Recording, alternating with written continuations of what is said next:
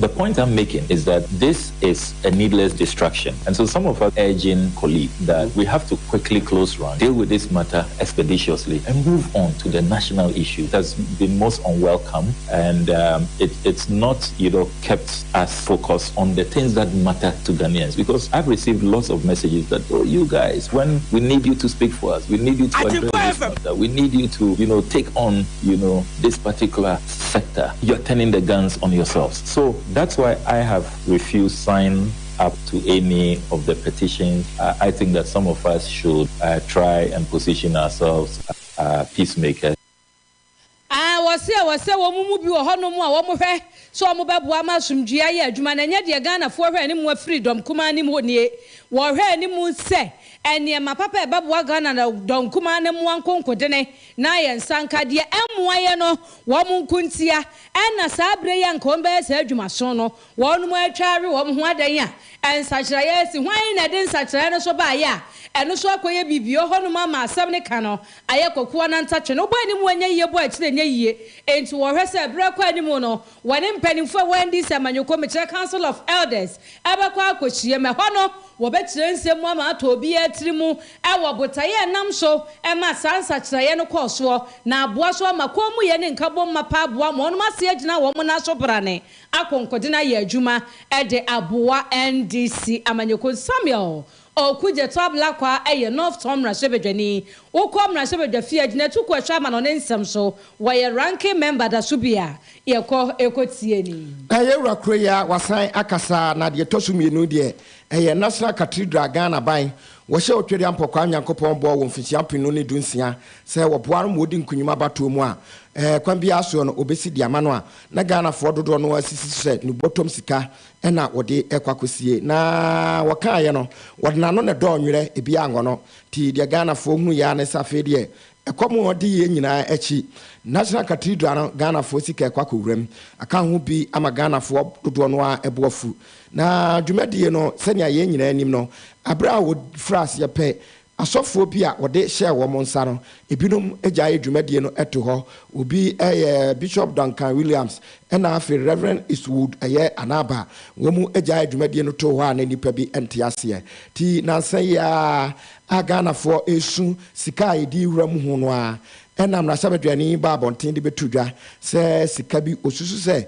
afa kwambone so na yenkobodini wo mu a Reverend Victor Kusibuatin edin ene akwakobo kopim se ye oka asem no wie no enipa bi eba bonten ewo ne din so ebe kyerɛkyerɛ nsɛm bi mu ema won so ba be kyerɛkyerɛm na wo se enye hwe kra no se wo yisika no enso efiri hɔ a enipa kore okuta Ghana card mienu a Ghana man emra enso etiasa eno so citizenship so se yekomu asamre eno so wo ba ko amara se be miensa ni nyina no enso entimi mu a bepem samre asem no baaye no wo kyerɛ mpanimfo ID na enso o ka kyerɛ Ghana fo nyina se wo ba bia otomfo obo no a na ɛhɔ hia na papa payie ti sa asem no nyade bia wagya yato hɔ ne kasa mu ene wababonten de atodwa se board no asamre wo mu hwɛ Amyesi National Cathedral Ghana for dodo no a eni nso enye ho nso mampani se CPO CMPO obesia no awose board no yegu no na yegu no yengu no kwasa ase bia yegu no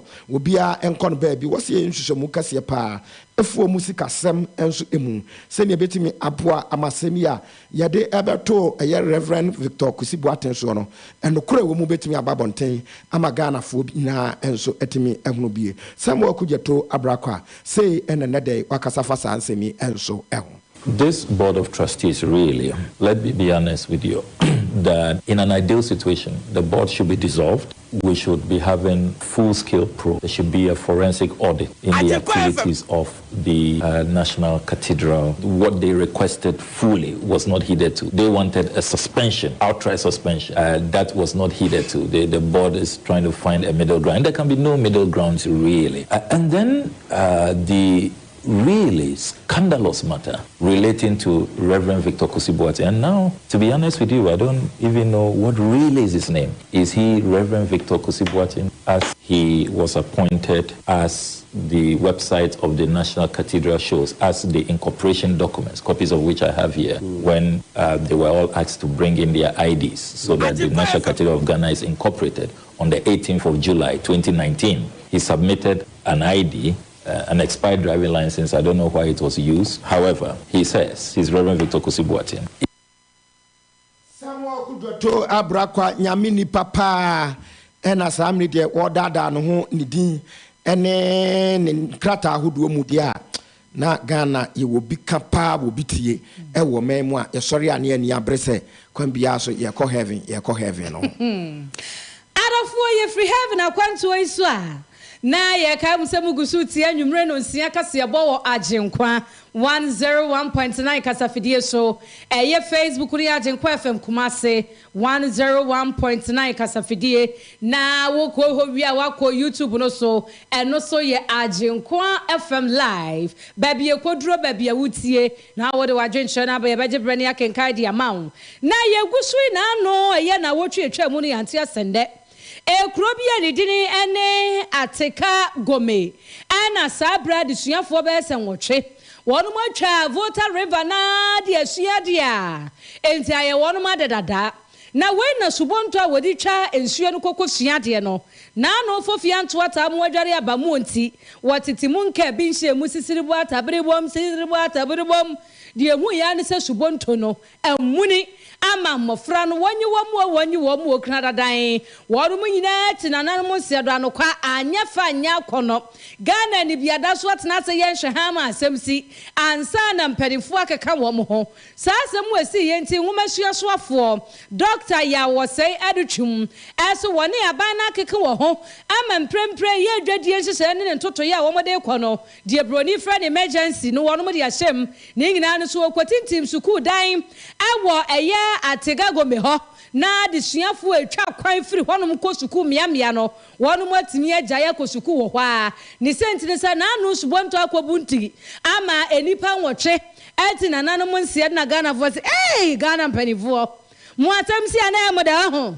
asemu nsi ye nwumasua na wo maadwiri muda sambakwa akotintim nwumasua atena ye ho eba no se de mu kotintim na ye nka yedu adi ama ehofo ene mpotamofo na no kwasankwa ka wo no yawo yenkwai na yenkwotie Dr. ya wosei adutwum nwumasua soafo ensamne nkomobo a odi tu dwane bi. So I've directed that I will respond to the promise by the regional minister to build a school in that community where the children were traveling from, so that they don't have to travel from that community. It's something that's on an emergency procurement system. We want to get PP approval within a very short period of time and put at that building there. So at minimum to be in memory of those children that we lost, and that we can say to ourselves never again. There have been issues about life jackets and all those things and supervision of the children. It's something that we take seriously. I've come from a system where child safety is of paramount importance to the education system. So we're going to do everything possible at this time to make sure that this tragedy does not happen again. But at minimum, the town is going to see a new school built there. I'm informed that there are about 90 students from that town, and the town has a population of 800 plus. So they are large enough to have a school of their own. So that is going to be provided within the shortest possible time.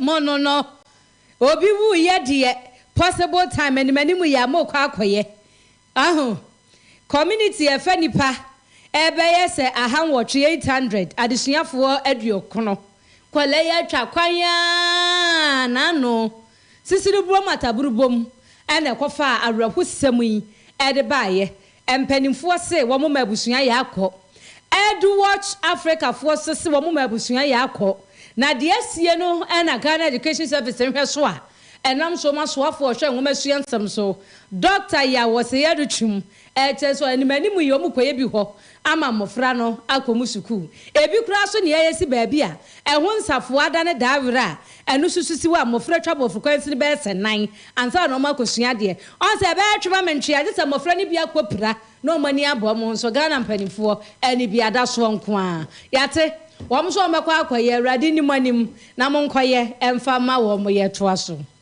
na yekopie mu ekwalebu aban aya asabia enti ya efiri ho ba enye dekora sanse adokta fo nkabo mu a kuwa eho utware ntia ekan koda eno ma babonten etonkra se so twere ampokwa amyankopopa eni na bikora eyade a womudu wompane ene nimdie kuta wo mu nyina begu a wonko aya asabia ho enkoye adwuma bio ene ebusa am se ede na akote bayira homa mu ena wo mu ekire mu se enkrata apam bia wo mu ene Ghana Medical Association for ekoye no wo mu enso abuso na yebusa am se ede enkrata apam ene wo mu kire se ni nyina afa bosome maako be se dumiensa wo mu akatua ensem bi enso eho na dwemtrani emakoda Dr. Frank Owusu Sechere wono no ne nsantrefo akasa no se wo mu nsem a wo mu ekan no ase asoye no emfa ne sensem hia esanse bosome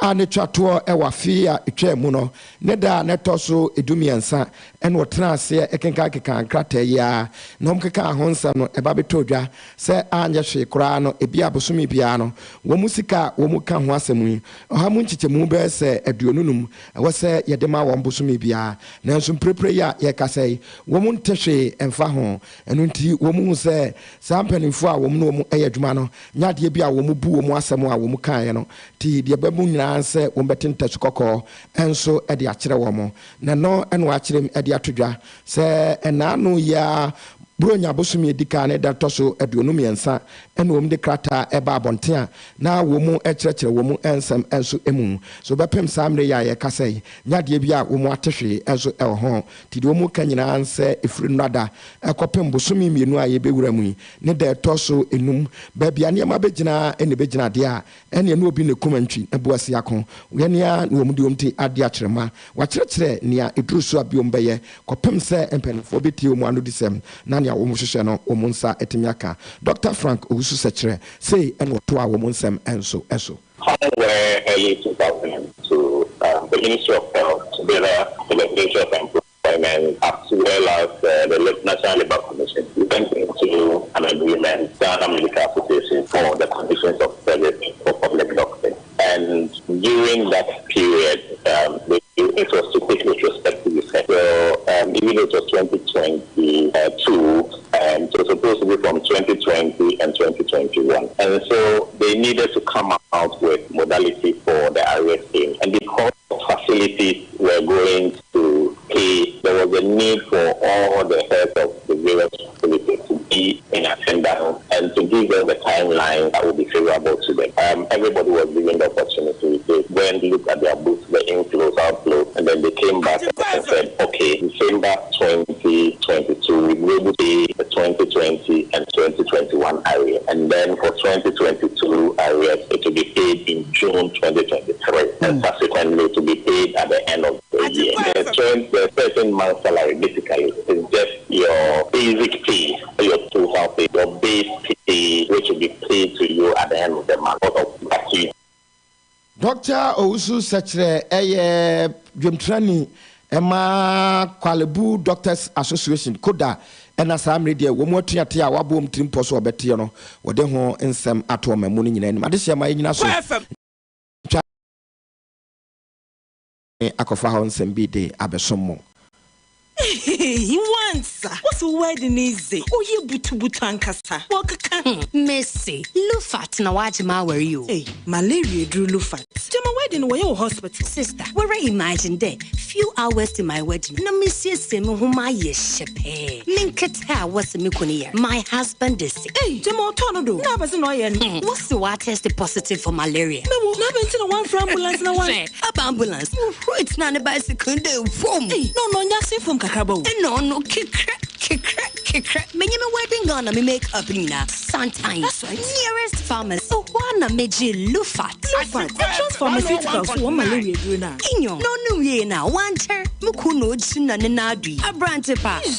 No kuniso. No pona waka that you may kiss the bride. If you want to show day. No, donna. Man, you don't know. Indeed, I will malaria and come to them. Lufat. Malaria drop test for malaria before treatment. FDA ahwehwesa edwede nkrato yi ajatum se eye.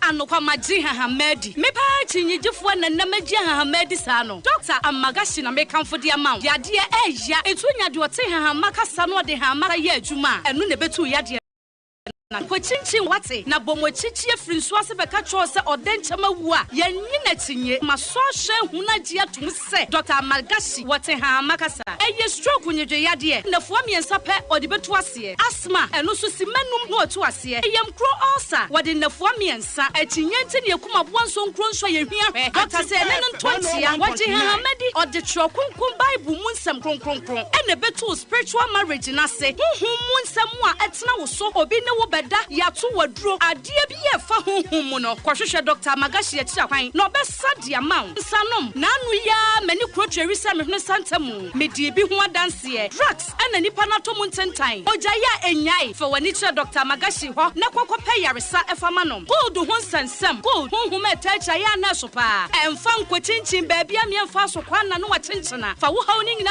koda Dr. Magashi he ne ba na mema yebom krokro sadi agrada edwedwai eno so fa kwai no behwe no asan yade kidney yade eno so Dr. betu ase amagani Magashi a ene ehu amaga hoho fa wani kire macro kani police house on hwe ni mu pe ya ye adwuma di frijuwa da edi kosi memeneda ya sha ase anopa no nwotwe a ye po anwumre no nsia frayen was 0547 044307 and 0544 580936 Dr. Magashi na wa mame ho adwiri Arafo ye mamo akwa basan de mobile Agyenkwa 101.9 kasafidie subium na ye ka wo so ugusu a wo hye wo Facebook no so Agyenkwa FM Kumase 101.9 YouTube no so Agyenkwa FM live na ye de mo kwa ma no nsem tawa ne ye kwa Russia ene Russia fo ridwam wono mani agye ama wono maso ye hwebambo nsam so de abetudwa awiai asem ni nyina etia Wukwa Ukraine na Russia ne wono de ntokwa asesa afuru so ya wo mantama huduo bi abaako eye Donetsk mantam no na wono mo Donetsk hono no wo etifi epoye atoye na anafo na epoye fam na meka sei wo bia bia na asa ekura bia wofro honom eye Bakhmut eye Russia fo asrafo akukuda ma wo konkodene aden tentenwa akwaji hono mata wono mani ase na wobra na soafo ne kasa wade anije no oseyo ena echirechire nsemu wo ma yo ma dwense sa Eastern Donetsk hompata mu hode wo mo bagia giduani hode na Russia frade a wono mapine ho sa na no eye several Donetsk wono kwaji hota wo mani ase afe Lysychansk Agyenkwa o ehonso so wono makwaji hota wo mani ase awa Afia twamu eye kuta wonsa busu menimire July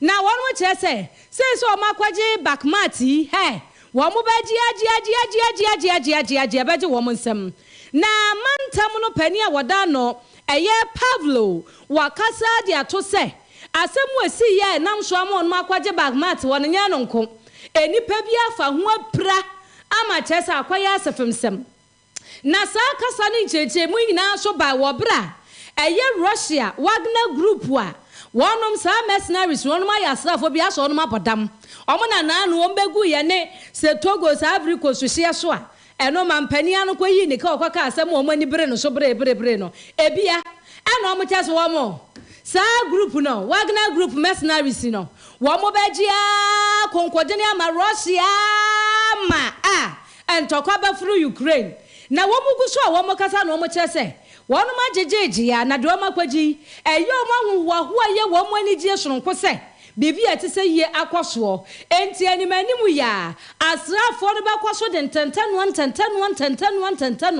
aye di obetimi bia ade age emiahuduo bia eye Kasiebo asemuni eho so ka ho mo beje na wo mo kyerese sa akakade keke twato a eno ye bronu nkronke to amantam no wo mo beji ama Russia fo to mbe se eja wadwo ena sa abre wo mo bo amane a wono mani age eti enam so ma Russia mampani Vladimir Putin wono so de abeto da se me no me Kofi Putin ambedi mi ho agro no hwe na muni mhyehyɛ na toto ya me de agu kwam ma bie me maps m ade agu won ma bie Russia maps ahodo ni mu ade agu wonum te me hwe hanom anam de mafia tatis na ma asrafo na Akwasi nsi akire meyesa meje eti samonte menka wo so wo kwaso aka chem so no na asrafo no watete wo mu broni be ka se training no wo de o ma fa bim te so mo ka sa ade we kura ya beje a masa enyu ho no mbeje ebi no mo jeje no wo mo beji ya bresem on be shada be kinkan abodwadata kire wiase nyina se ye kwa okon no ya nkokwa na emom yakwaje de wo se yagie a sa bredi nam so ama wo no mo ani ajarofo ye gina we so na ye de enwumre no si Kasiebo ede be so o mamni ama no ne ye de ni nyina asi ha na na afofo no Global Spiritual Herbal Center na wo peti na matu obo ase kwantempo no so wo akwantuo na ye dadwene wo ho ye twe antwe na twetwere mentwa wo kuram wo so ama nkɔ no adwuma ye yie na sikasama ye yie won sa asesem se ya na beyo wa wade sem he da bia be pa wusum ya mpa wusum ade sika betu minim gold ha woni ni nyina na sebre ha ho wo hu sam popo ye ne pe no abo anan na wa 0245 167857 and 0550 154438. Private Insurance Company Limited. Private Civil Control Sebra. Third party insurance, comprehensive insurance, commercial property insurance. Nani na dia bu ni pa wa bra bonu ajapade. Enti wudi di pete no na wo bu ajapade ho ba se de bra ne kaye no. Osem control wo se ajapade ne pe ya pa ntu tena se mefiri wonsa. Wada nkasa wo konkonkon.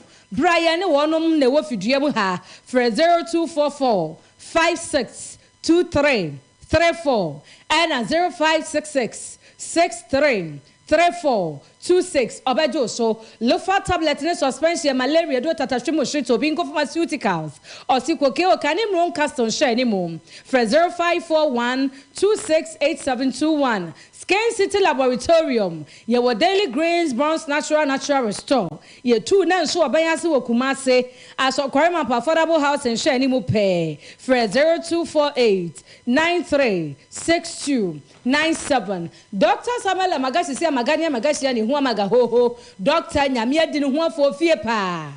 Dwuma die wo bobi na kwani abedie nyina ma rade de ne kwa de ne ba. Enkran ni Kumase yade bia wasa asisu ne wodi na honhom de ka ho no. Just relax, feel it très bien. Na kwa macro kani police house and share anymore. O kon kranso o kaso prison canteen wa. For 0544 580936 obajo so.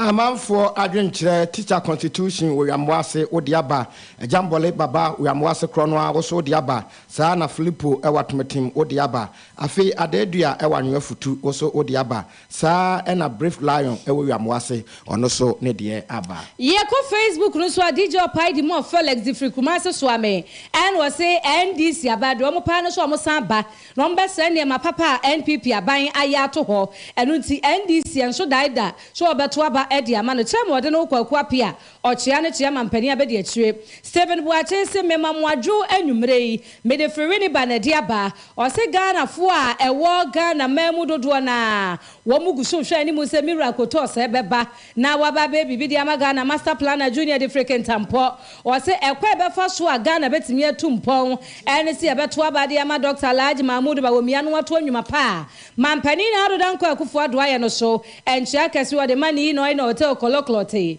teacher constitution oba ho ena se John Bososo eke wonmonyamfo cha sada Akwya buafo buakwa north seat no so wo hwim ne se ye hwinhwim en wo che se ye share soro ne asase bo hye se ye be magana ye se heaven no mampani na adodan kwa akufo ado otumi yo ya na wo bisa momonka wo antumi dia en ye na ehui na wo se eye eniema papa nko a ena dache be free Nazareth abaken zarofo ye de asi yade na asieba makojo safo Michael Kantanka a wono ne san semni mu esan jebre etna se boy ye twidom ema yetimi somwo Rashid Yakini the writer na de ko Facebook no so asomfo mieni the finance minister Afia Akyea Brodua aka Midibe wom mini abema Bretuo ba Akwasi Twumasi Mandela adofo wo ka ho bi ye ma wo moniti ade na